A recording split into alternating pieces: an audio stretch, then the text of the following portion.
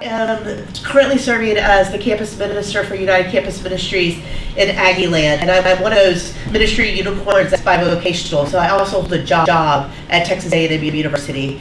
And there is a new building where I currently office, and one of the first thoughts I had when I first saw the building when we walked in is we looked up and there's this beautiful study stairwell where students can plug in the stairwell and work on their laptops, and they have couches and chairs and all of that to be comfortable. But as a colleague and I looked up, we noticed that the railing was incredibly short. And this is a building for the College of Engineering where stress is really high. And Jan and I looked at each other and said, I hope we have an emergency plan. Because the reality is that we are seeing an increase in suicide attempts within our young community. There's data that actually we'll hear about later on today in the sermon. And I will say that in preparing for this, we had an opportunity to get together, because one of the things that we learned going through seminary is that as a pastor, I am not a mental health care professional. My job is to recognize the signs, and then when the signs present themselves, make sure that I am alongside students and congregants and whoever I happen to be with in life as I direct them toward a mental health professional to get the help that they need. And so with that spirit in mind, before this meeting today, I have sent out to fellow pastors and friends and colleagues, hey, if you were going to be like this, what would you want to hear about the most? What questions would you have? The number one issue that brought up was suicide and suicide prevention. And then how do we just simply be, if we're not experts, with those who are suffering from mental illnesses in our midst? And so with that, I turn it over to our experts because they're going to guide us through that conversation. Thank you. So like Amy said, we work at the College of, Counseling and Psychological Services at A&M. And so what we wanted to do, we titled this presentation, Let's Do It Together, because we believe that a community approach will be best in fighting mental health concerns and issues, okay? So when we come to learning objectives for today, we hope that we will be able to give you a basic foundation and framework and a foundation for mental health education, right? Just a very brief overview, nothing too extensive. We hope that by the end of this presentation, you'll be able to normalize the topic of mental health and the stigma around it, just to decrease that. As we know, there is a stigma around mental health, and then there's other topics that fall under that umbrella that's even more of a taboo, right? And so we want to normalize it, and we want to make sure we raise your awareness of your own mental health attitudes and beliefs as well. By the end of this presentation, you should be able to help someone that's in distress or in a crisis or dealing with a mental health issue or concern. Also be able to provide resources to someone in distress, and then know how to refer someone that's in distress. We do ask, for the sake of time, that that you save questions towards the end, just so we can stay on schedule, okay? Thank you so much. Okay, so with that spirit in mind, we were actually going to ask y'all a question, but we will actually skip the discussion part on this section just because we're going to wait for that and the end of the presentation just so we can make sure we cover everything. But we wanted to pose the question, what is mental health? So the definition that we're going to be using for mental health is that mental health includes our emotional, psychological, and social well-being. I think we could even include our spiritual well-being in that as well. It determines how we think, feel, and act. And it also determines how we handle stress, relate to others, and approach challenges in our lives. And what we know about mental health is that it affects us throughout the lifespan. So that can be through childhood, adolescence, early adulthood, middle adulthood, and later adulthood as well. That at any area of our life, mental health can be an impacting factor. There were a couple stats we did want to bring your attention to just show the prevalence of mental health in the United States specifically, and why it's so important that we work together to address this issue. So that first stat, about 1 in 5 U.S. Americans, or about 46.6 million individuals, will experience a mental illness within a given year. Of that 46.6 million individuals, about 11.2 million individuals will experience a mental health condition that is severe enough that it impacts one of their areas of functioning in their life. So that could be with school, work, maybe in their congregation, in their church. It can be in their personal relationships at home, and that it's significant enough that it's actually causing them impairment. I'm actually going to skip the next two, but I wanted to pay particular attention to these last two statistics. So African American individuals and Hispanic Americans or Latinx individuals typically use mental health resources at about 1/2 the rate of Caucasian American individuals or Asian American individuals. So Warren's going to talk a little bit about cultural considerations in the upcoming slides. But what we're noticing there is there's a discrepancy. So either they're having a lack of access to means or resources, or somehow we are unable to serve that population. And so that's something important we want to pay attention to. And then this last statistic here that's a little hard to read says about half of all chronic mental illness begins around age 14, with 3/4 of that beginning around age 24. And the very last bullet point says is despite effective treatment, there are long gaps between when an individual first starts showing signs of mental illness and when they seek out treatment.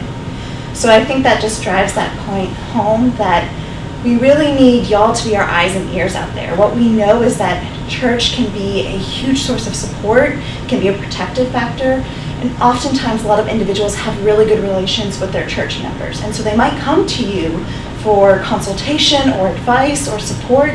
And if you recognize something that maybe looks like mental illness, y'all are in a great position to help them get to us sooner. Because what we know as mental health professionals is that the sooner someone begins treatment for mental illness, if they start showing symptoms, the better treatment outcomes they tend to have. So effects of lack of mental health care, again, I'm just going to briefly go over this. But what we know is that mood disorders, including things like depression, dysthymic disorder, bipolar disorder, are the most common causes of hospitalization in the United States. Individuals living with serious mental illness tend to have more chronic physical health conditions.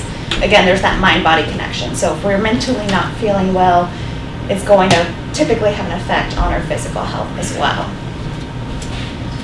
And then suicide is the 10th leading cause of death in the United States, and the second leading cause of death for individuals ages 10 to 34 years old. And more than 90% of people who die by suicide are experiencing a mental health condition. So with this, all of that information that's presented, I just kind of want to see a show of hands. Are those numbers higher than y'all expected? Lower? Raise hand higher. Okay. What was second leading for what ages? I'm sorry, I can't read that because you're in front of it. That's okay. Suicide is the second leading cause of death for individuals ages 10 to 34 years old. And so I have a few higher. How about lower? Were those lower than what some people expected? Does that sound about on par? Right on. So with that, Tammy's going to talk a little bit about stigma. So when we talk about stigma, we think about our own life experiences. And we think about, as people, a collective group, how we are so individualistic in our experiences. And so our experiences give us a lens of the world. Now sometimes that lens of the world helps us to interpret the world. Actually, all the time it does. But what we've learned as mental health professionals around stigma is those very same experiences can give us ideas that are detrimental to raising awareness around mental health.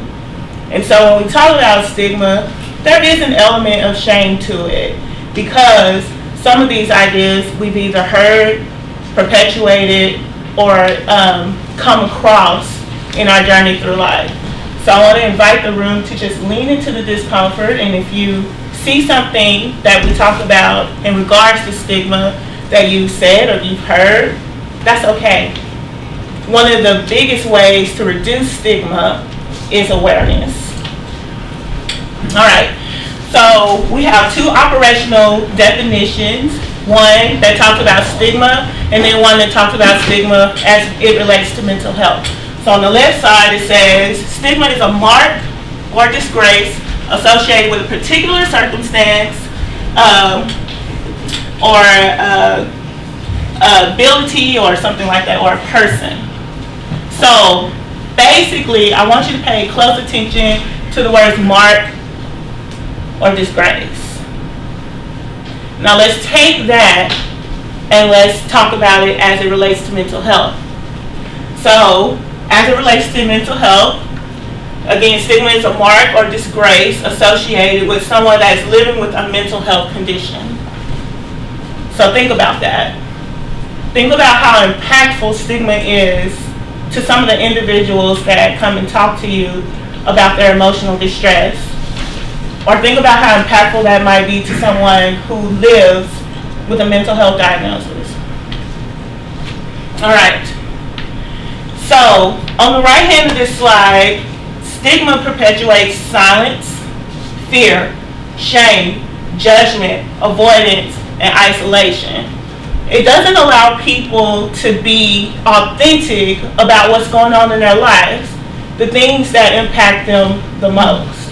And so that's why it's so important to be aware of stigma and how it operates so that we can reduce all of those things. All right, so here are some thoughts that we have as a mass society that are well-meaning, yes, but they can perpetuate stigma. And so I'm going to go through them and I'm going to give you some examples of how they might perpetuate stigma. All right, so the first two bubbles say, our family doesn't talk about their feelings, or some things are just private. If you think about it, again, that can perpetuate stigma because even though these might be covert messages that a person experienced in their family or in close groups that they're around, if you don't talk about some things, that could give the person the impression that it's taboo, or it's a disgrace, or it's shameful. But what if that person really is struggling? And so it's very important to be aware of this, again, so that we can reduce stigma. The one in the middle says life, liberty, and the pursuit of happiness. Show of hands, how many have you heard that before? Right. So we live in a nation where this is one of our founding thoughts. However, you all work with college students, right? What if your life doesn't fit in that box? How isolating might it be if you belong to a particular group where your life day in, day out is emotional distress? There's a term floating around that's racial trauma. And so racial trauma is perpetuated by social media or news, where you constantly see certain groups being oppressed. And so what happens is, because of that generational oppression, it can bring back all of these negative emotions, negative feelings. And then if you live and have to navigate in a society that perpetuates these beliefs, do you really have the opportunity for life or liberty or the pursuit of happiness? To me, life is thriving. And so, again, for some people, that perpetuates stigma. Also, when we talk about the pursuit of happiness, Michelle talked about dystonic disorder and depression. So what if I live with that, but I live in a nation that tells me that I should pursue happiness? And so how impactful would it be for someone to actually hear these messages? Another one, the message, you should power through it. So our culture is a work culture. If you think about it, so if you have jobs outside of ministry or even inside of ministry, who always gets rewarded? Who always gets bonuses? I know in our institution specifically, we reward people who don't say no. They take on extra tasks at work. They're always happy to receive work. They are a team player. And so we have this culture of overworking that can cause people to feel stressed, and prolonged stress can cause depression, anxiety, and other mental health disorders. And so just powering through it sometimes, some people can't. What if you can't get out of bed? What if you have anxiety that riddles you so much that you can't think. People that experience that can't just power through it. Or think about a situation in your life that deeply impacts you. What if someone told you, oh, just power through it? How might that feel? And then last but not least, you just have to pray about it. So when I think of that phrase specifically, I think of another quote, still waters run deep. So as a mental health professional, working with others, I know it's not always about what it's about. So someone comes into my office with a presenting issue, but when we tunnel down, it's not about what it's always about. Sometimes it's generational, sometimes it's trauma, sometimes it's beliefs and values that they have that they're not quite matching up with. And so while praying about it does work for some people, it doesn't work for all people. But along with their faith base, if they get some outside intervention, those things can work together. And so again, while these thoughts are well-meaning, and while they do help us to cope with difficult situations, it's not like that for everybody. So we have to be open-minded in knowing that. All right, so these are some phrases, and I'm not going to read them all, that we've either all said in this room, heard somebody say, or heard somebody imply about another person that might perpetuate stigma. Or sometimes we even said that about ourselves. So so-and-so is not quite right. This person is delusional. This person is out of touch. This person is too emotional, sensitive, or they're high-strung. This person is paranoid or lazy. I'm OCD. I'm just freaking out, or I'm freaked out. Again, these messages give a negative connotation to difficult situations in people's lives. And so the words that we speak matter, and so we need to pay attention to the words that we speak, and also pay attention to the words that people say around us. And then last but not least, another way that we can reduce stigma is person-first language. So imagine if you have a mental health disorder, say bipolar disorder, and everybody that you come in contact with only refers to you by that illness. Oh child, you know that's Sammy, she bipolar. Imagine how Sammy might feel. But Sammy is also a student. She's a wife. She's a daughter. She's someone that sits in your congregation. And so person-first language allows us to see the whole person, not just their illness. And so I'll give you some examples. Timmy is depressed. Timmy lives with depression. Monica is special. Monica learns differently. Garrett is high-strung and freaks out a lot. Or Grant becomes anxious. Sammy Joe isn't quite right. Sammy Joe struggles with dementia. So as you can see, the statements on the left are labeling, while the statements on the right specifically tell what the person is going through. And so person-first language and the awareness of stigma can help dismantle it. So like Tammy discussed, a way in reducing stigma is looking at the whole person, right? And so when you look at the whole person and you are working with someone who does have a mental health concern or issue, you want to take into cultural considerations, okay? We all have different attributes, we all have different characteristics and identities, and that's something to look into and to value as well. Something that I want to raise awareness to is that our values, beliefs, and what we believe about mental health can impact the way in which we help someone, okay? And so when you think about these cultural considerations, think about the social-political climate. So I give you a moment to reflect. Think about what's going on in our environment, in our world today, right? And how it impacts different marginalized groups of people. Think about how it impacts someone's social class or socioeconomic status, right? And their other social identities. So we think of age, typically, when I think of age, I think about different generations, right? So we have like baby boomers, we have Generation X, millennials, which is my generation, and then we have Gen Z, right? And mental health is viewed differently within these different generations, right? And also people who are typically older in age are discriminated against, right? Whether it's in a workplace, whether it's in a social setting, anything like that. When you think of sex, the way I was socialized is that as a male, I couldn't express emotions, right? Because it showed that I'm weak, right? And so think about that and how that could, again, perpetuate stigma for a male to seek help, right? Race. Think about hypersurveillance and police brutality of Black or brown people within our world today, right? And how that could impact someone, right, who identifies as Latinx, Black, okay? Sexual orientation and attraction as well. Someone who identifies with the LGBTQ plus community, they go through a lot of oppression and discrimination in the workplace, whether they're trying to buy a house, and all of that can impact their mental health and well-being as well.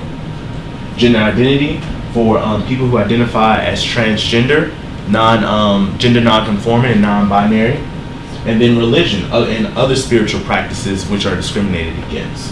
And then someone who has a disability. Right, and so for me, I have privilege when I walk into this building because I don't have to think about finding an alternative route to get inside, right? And so that's my privilege of being able-bodied, right? And then another critical consideration is intersectionality. And so basically, intersectionality was created by Dr. Kimberly Crenshaw, and so she was a researcher who focused on how oppression, discrimination, and marginalization overlap with people of different identities, right? And so if you think about someone who identifies as trans, Black, and female, all of their different identities are marginalized and discriminated in some way, and then that's the intersectionality of their identities, okay? And so these are just different considerations just to kind of take into account when you're working with someone and who may come to you seeking help that has a mental health issue or concern. All right, so in this part of our presentation, we're getting down to the nitty-gritty. These considerations are blanketed things that you can all consider. And so open mind, open heart, right? So when you consider all of these things, then you can look at their lens of distress and see how impactful it might be for that person to live day to day. And they're going to tell you. All right, so when I was thinking about this presentation, I thought about how can I simplify it so someone who is not in the mental health world can think about these things and kind of have a mental checklist. Well, there are 5 different domains that everybody in this room do.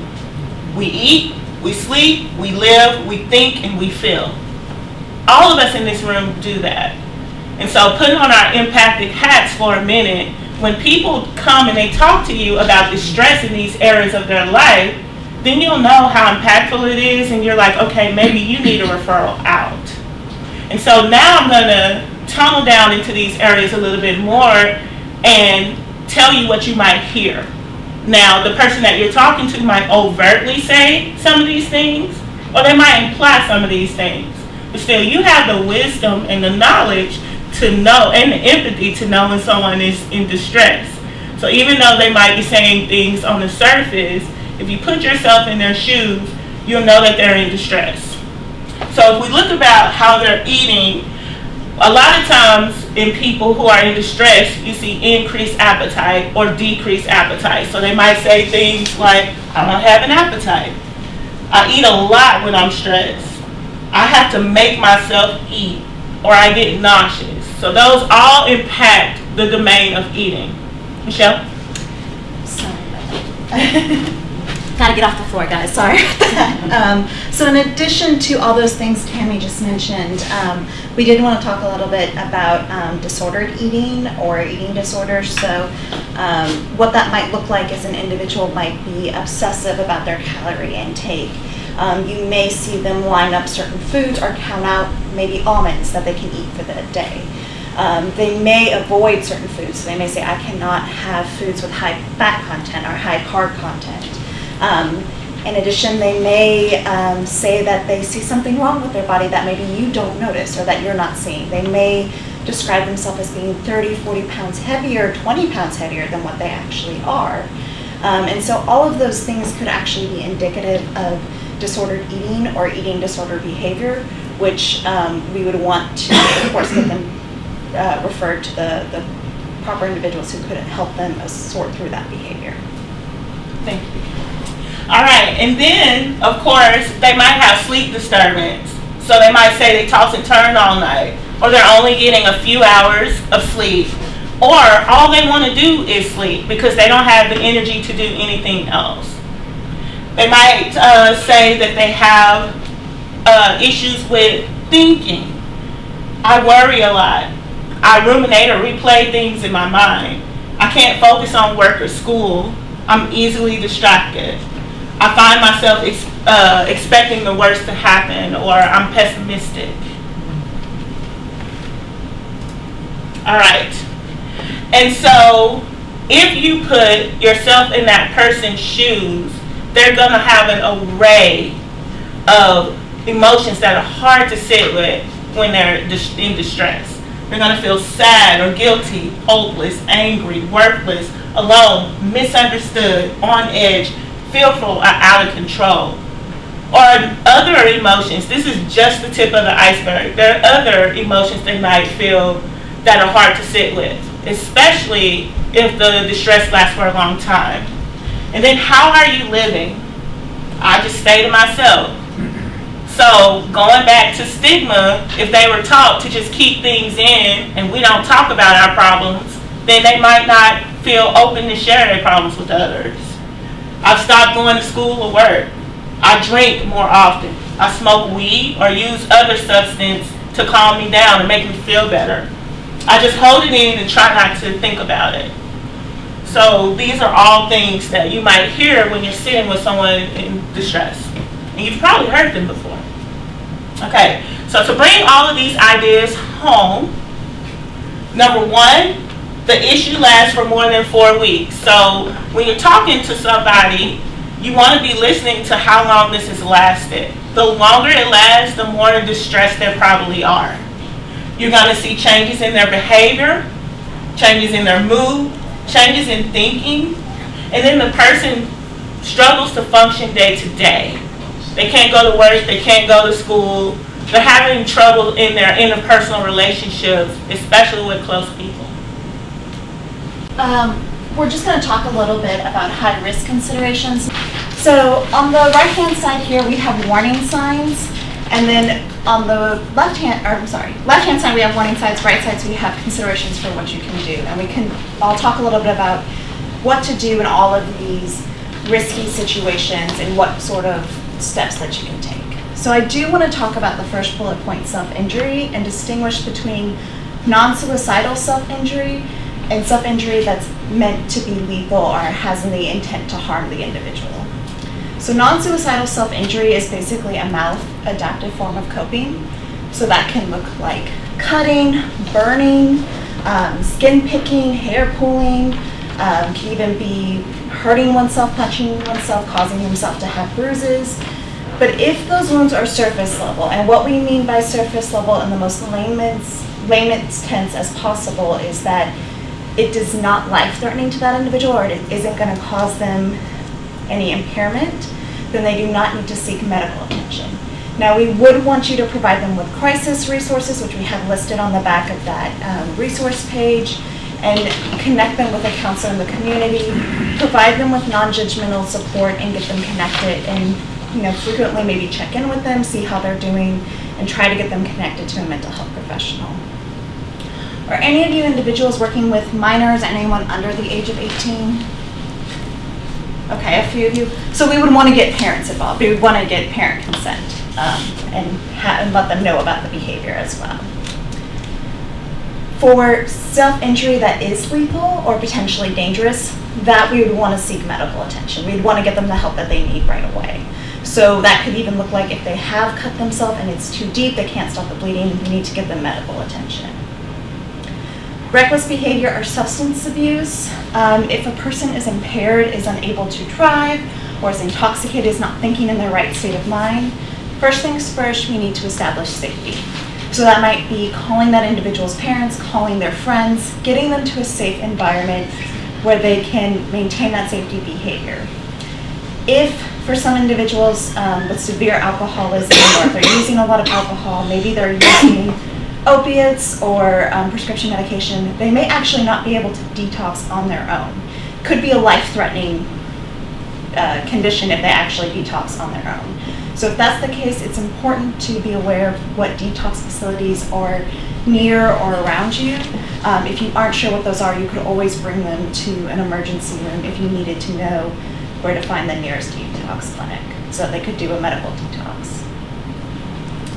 A plan to kill oneself. I want to talk about means and intent here. So somebody might come to you and they might say a statement like, sometimes I just want to go to bed and never wake up. And that's indicative of passive suicidal ideation. However, if that individual is saying that they have no means, so no ways to end their life, or no intent, which is I'm planning to do this, then that individual may really benefit from getting connected to those crisis resources. You can talk about what to do when those thoughts come on. You might want to call this crisis number, provide them with that resource, and then get them connected to a mental health professional and follow up with them. However, if they state they have means, so I have access to a gun, pills, and those are questions that you want to ask. Do you have a plan to end your life? Do you have means? Do you have access to a gun, pills, anything that could be potentially life-threatening? Do you have a place that, bridges where you would maybe jump off of or something like that? You want to know that information because if they do have a plan, that goes down to the next step, which is immediate danger to oneself. And so if there's plans and means and an intent, then we want to get them connected to the emergency room. We want to call 911 and make sure that we're able to get them in a safe space so that they do not follow through with those plans. Same thing with immediate danger to others. If they have intent to harm another person, if they've identified that person and they've identified means and the plans, we want to call 911, get them to the nearest emergency room as well. One caveat here, I always want to say that it's always a good idea to err on the side of caution. Warren's going to talk a little bit about discernment in the next slide. So if there's something that maybe this individual has means, they haven't really had a clear plan, but just something seems off, use that gut intuition, and if something's telling you that it's not quite right, that's when you can refer to a mental health professional or a medical professional, and they always do that suicide assessment if they come in. So if you're not feeling 100% confident or not feeling comfortable, you can always err on the side of caution. And so now we're going to talk about a little bit of what you can do, right, as the eyes and ears of helping different individuals who could be in distress, right? And so we kind of categorize the skills of how to help someone in distress kind of broad because we believe that you already have these skills, just being a human being, right? Or whatever position that you serve in, whether it's in the congregation or outside, right? And so we just want these to be transferable skills. So the first one is listening skills. All right, so think about a time where you were in distress or you were in a crisis, right, and you needed help, okay? And when someone did come to help you, what worked? And then think about what didn't work, right? And so as a helper, you want to focus on what worked for you, right, to help someone else that's in distress. And so when it comes to listening skills, this is about just being active, right? Attending to what they're saying, reflecting back what you're hearing, letting them know that this seems like a hard time for you. Thank you for coming to tell me and trusting me with this information. How can I help you, right? A hug, a hand on the shoulder, anything like that, touch, right? Just making sure that they know that you are listening to them, okay? And attentive to their situation. Again, the compassion. Compassion, this is that unconditional love. Letting them know that they are not alone and that you're here with them through this journey, okay? And then the intuition and discernment. Sort of like what Michelle was talking about earlier. That's that inner wisdom, right? Just that knowing that something isn't right and that you need to kind of intervene and help that person that's in distress. Empathy. When you think of empathy, this is the ability to put yourself in someone else's shoes or to kind of walk a mile in their shoes, even though you haven't experienced what they're going through, right? That fosters connection and that fosters that togetherness, that camaraderie, okay? Respect. This is a big one. This is about putting your values, your beliefs, and what you think is right and the fix-it mentality aside and really just being with that person, okay? And just walking them through their situation. And then encouragement and support. This goes into providing resources, advice, and suggestion as needed, right? Continue to give that person the independence and autonomy within the stressful event and situation. And then again, just providing assistance. All right, so referral options.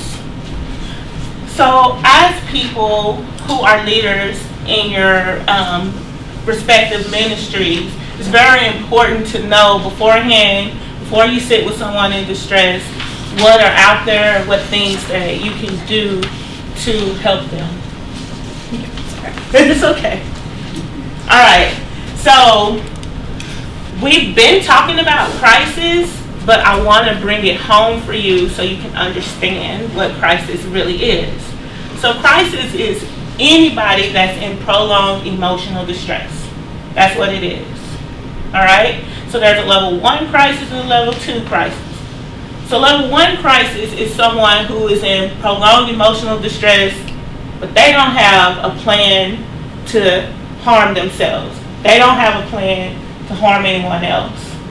A level 2 crisis is when someone is in prolonged emotional distress and they do have a plan of harming themselves or someone else. One indicator that we didn't talk about of a level 2 crisis is an altered mental state. And so an altered mental state is someone who is, in layman's terms, they're not in their right way of thinking. So if you're talking to someone who normally can hold a conversation and all of a sudden they're just blinking at you or they're not responding, that can be a sign of altered mental state. Another thing is if you're talking to them and they're trying to convey messages to you but they don't have a beginning, middle, or end, that can be a sign of altered mental state too. Or they're presenting with far-fetched ideas. They think that people are out to get them. One thing I've heard as a mental health professional is people coming out of the TV. That's a far-fetched idea that we normally don't come across in day-to-day language. Last but not least, someone in an altered mental state might have a situation where they are seeing, they're describing that they're seeing things that other people don't see, or they're hearing voices that other people don't hear. So those people need immediate help. And while, we've been talking about self-harm, we've been talking about homicidal thoughts, if you think about it, someone in an altered mental state has lost the ability to care for themselves effectively. And so that puts them in harm's way as well. And that's why that's a level 2 crisis. All right. So you should call 911 in these situations. If someone has an altered mental state, where they are seeing things that people are not seeing and hearing things that other people don't hear. If they have thoughts of suicide with a plan, if they have thoughts of homicide with a plan, or they have extreme self-injury or self-harm. Calling 911 is going to be your best course of action. We have a phrase in pop culture, is above me now, it's above you now. Call 911. So a person, if you think about it, a person that you're sitting with might convey to you, I'm in trouble right now and I'm afraid of what I might do if I don't get help. They may not say that overtly, but you can infer from the situation that if they don't get help at that moment, something bad is going to happen. So calling 911 is your best course of action. Or you might sit with someone that says, I'm not in danger, but life is hard and I need someone to talk to. Again, they may not say that overtly to you, but when you talk to them, they might be, experiencing prolonged emotional distress, but they're not in immediate danger. So these situations might look like adjustment issues. They might look like loneliness, grief, a breakup, prolonged nervousness, or prolonged sadness, where again, they don't want to harm themselves or don't want to harm someone else, but it's still impacting the way that they live day to day. All right, so these are some mental health resources that are on your sheet. But I've also felt like it was good to go over them, because when you're sitting with people, it's good to have this background knowledge. And it might be new to you, but as you hear people talking, it'll come up. Oh, I know this resource. Oh, I know that resource. One good thing to do is to look at all of these resources before you start ministering to people. That way you know what they are and you know how you might refer people. The more resources these individuals have that you're sitting with, the better their outcome will be. So the first one is NAMI, NAMI, or the National Alliance of Mental Illness. So they are all over our state, and I think they're all over the nation too. Now on your sheet we reference NAMI Greater Houston, but if you call that branch and you don't live near the Houston area, they will tell you where your local NAMI office is. And what they are responsible for, they've made it their mission to have regular mental health programming, including support groups. And so while you might be their first, I want to say, facet of support, you don't have to be their only facet of support. They can actually go to support groups where there are other people who are experiencing the same or similar issues, and they can talk about it with those individuals. Remember at the beginning of this slide we talked about aloneness and isolation. Now I'm not alone. Now I know there are other people out there with me. There's also outpatient mental health services. You might know those as MHMR. They're starting to switch their names now. And so outpatient mental health services serve communities of low socioeconomic status. So think about the parishioners that have Medicaid or Medicare. So this agency also has regular mental health programs, but there's a distinction. A lot of them have case management, and also a lot of them have medication services. So if you know of someone, or someone tells you, hey, I have been diagnosed with bipolar disorder and I take medication. I have been diagnosed with depression and I take medication, but I don't really have a lot of money to keep my medication up. You can refer them to outpatient mental health services for an assessment, and they might be able to get back on their medication. Also, we have local mental health hospitals. Sometimes a hospitalization is necessary, especially if someone has an altered mental health state or mental state, especially if someone is depressed to the point where they want to end their life, especially if someone is thinking about ending somebody else's life. That is more of a family approach. I wouldn't advise you to hospitalize someone alone. Reach out to their family. But just knowing that the resource exists empowers that person the autonomy to access that resource. And it doesn't have to always be just on you. There's also local mental health crisis outreach teams in different counties. Sometimes they're linked up with the MHMRs, sometimes they're not. They can come out and do a mental health assessment. So if you have someone that's talking to you that is in severe emotional distress, they might even have a history of a diagnosis like depression, then the local crisis outreach team member can come and counsel with that person and ask them specific questions and get them linked up to resources as well. And then last but not least, the local emergency room or urgent care clinic. It's good to know those, what those resources are, because again, medical health professionals see an intersection between mental health and physical health. They routinely check for history of a mental health diagnosis. So even referring them, even though on the outside they may look like medical health resources, they can also help the person in need get connected with a mental health resource if need be.